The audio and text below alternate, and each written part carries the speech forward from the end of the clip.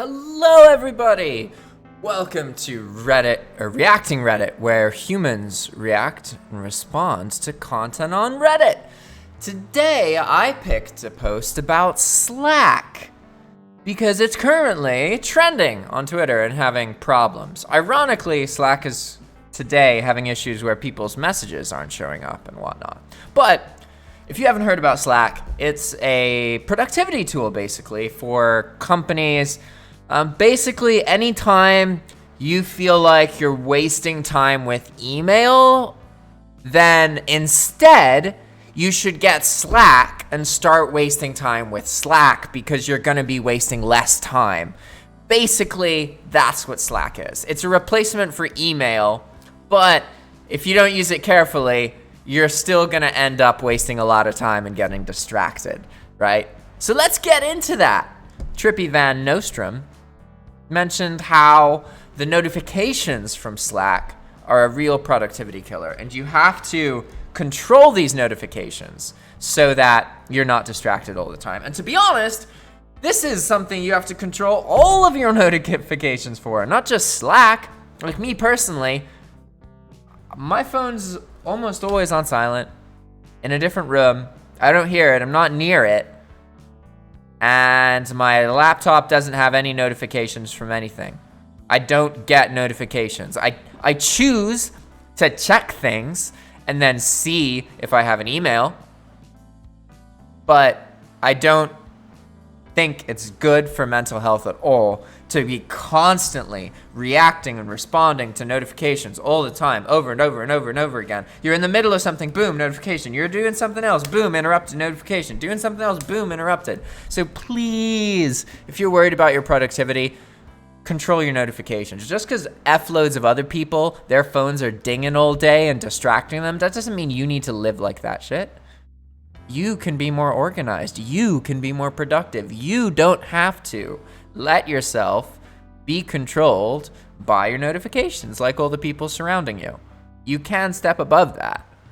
It just means doing things that people are going to be like, what? Putting your phone on silent? But what if the greatest emergency in the world happens and for some reason it's very, very, very, very important that right now, this moment, you speak to us so you can save your life or something, right?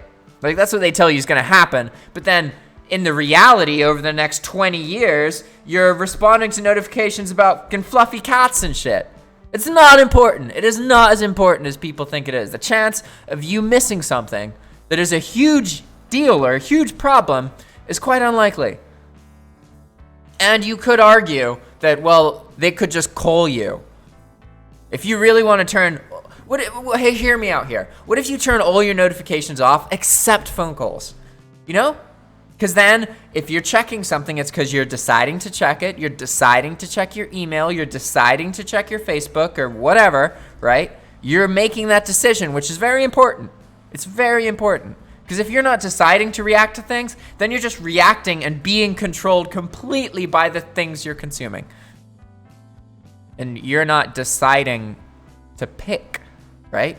So decide to pick to have less notifications. Silent your notifications. Stop getting so bothered by it. It'll help you out a lot. But let's see. I only have 4 posts to work off here, so I had to embellish and talk a lot. Moltar says, you can also just turn the notifications off. I did. I turn off all notifications, email, apps, messengers, etc. Been doing it forever. Slack is no different. Turn them off. Yes! Thank you, Moltar! You rock! I approve of you! You are preaching the truth. All these fools running around with 1 billion notifications, getting distracted all day, saying that they don't spend that much time on their phone while they're actually spending 4 to 6 hours a day looking at their screens. Right? Like, that's what most people are like. And they're controlled by the notifications. So please turn the notifications off for the love of God or Allah or something. Doppelgangsta says, I think the main issue is having a culture that has set the expectation that you will be instantly responsive over any type of communication. See, that's the thing. Maybe people think that about you, but guess what? People don't think that about me. They know I'm gonna leave them unread. I'm gonna leave them unresponded. They don't expect anything from me because they know me. They know I don't have my notifications on. They know they gotta get in touch with me a couple days ahead of time. They can't just tell me the moment something's happening. You don't have to let society be like, this is how you are. You can be different. It's just challenging because all your friends are gonna hit you like the nail that stood out. The rest of Doppelganger's post says that just leads to allowing everybody to be constantly interrupted. This is why calendars are still used. Tell people you will block out at a specific time to respond to email and Slack messages. You can make these blocks frequent or less frequent depending on your needs. If someone really needs you to put out a fire, they can use a phone or come see you in person. The problem is that people are so comfortable with their preferred method of communication or the method of communication that provides the least effort and mental friction that it ultimately expectations go haywire. Yeah, totally. Like, I have friends, multiple friends who've gotten mad at me because, like, they sent me a couple texts and I didn't have my phone. I didn't even see them. And then by the time I look at it, like a day later, they've sent me like 8 or 9 texts. Instead of just calling me on the platform I can hear that they know of, that they have my number on. It's like, really? Like, you know I don't check these things. You know I don't tolerate this bullshit. Just because everyone else is tolerating this bullshit doesn't mean I need to. But, you know, that doesn't mean that it doesn't cause conflict, right? And I understand too, like being scared, like if you've got kids or something, you know, you got to take care of them. What if one of your kids is dying and you need to go save them? Which is more realistic if you have children. It's not impossible, but it's still, if you looked over a year and you made a list of every single notification that you responded to over a whole year, I bet you could look over that list and be like, what the fuck is all this shit? Like, really? Did I need to see that this news article trended and that this thing just happened in this country and then read about that? And that's actually, it's good to read about stuff in other countries, but you get what I'm saying. Like, if you're sitting down to study and then you get a notification from YouTube that your favorite video game just uploaded a new Let's Play, and then you start watching that, you're not doing what you're supposed to be doing, man. And that's why it's so good to be aware. You got to be able to ask yourself the question. In any given moment, you got to be like, hey, did I decide to do what I'm doing?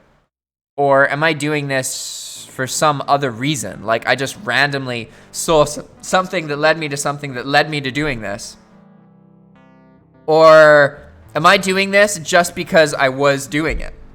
I had a reason to do it before, I wanted to, but now hours have passed.